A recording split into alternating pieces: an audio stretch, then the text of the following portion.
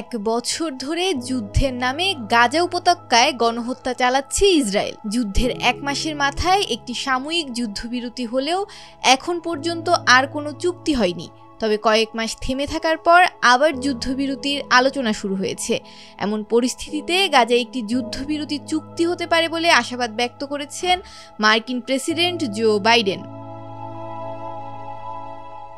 সর্বশেষ আলোচনার পর মার্কিন প্রেসিডেন্ট বলেন, আমরা আগের যে কোনো সময়ের চেয়ে এখন অনেক কাছাকাছি রয়েছি। এই চুক্তি সম্পূর্ণ করার বিষয়ে নিবিড় প্রচেষ্টা অব্যাহত রাখতে মার্কিন পররাষ্ট্রমন্ত্রীকে ইসরায়েলে পাঠাচ্ছেন বলেও জানান বাইডেন। যুক্তরাষ্ট্র, কাতার ও মিশরের পক্ষ থেকে এক যৌথ বিবৃতি প্রকাশ হওয়ার পর মার্কিন প্রেসিডেন্ট এসব কথা বলেন।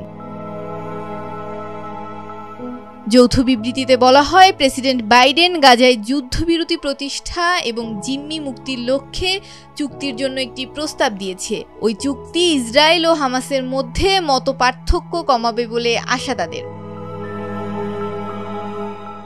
মৌমিতা মৌ, ডেস্ক রিপোর্ট, ভোরের পাতা।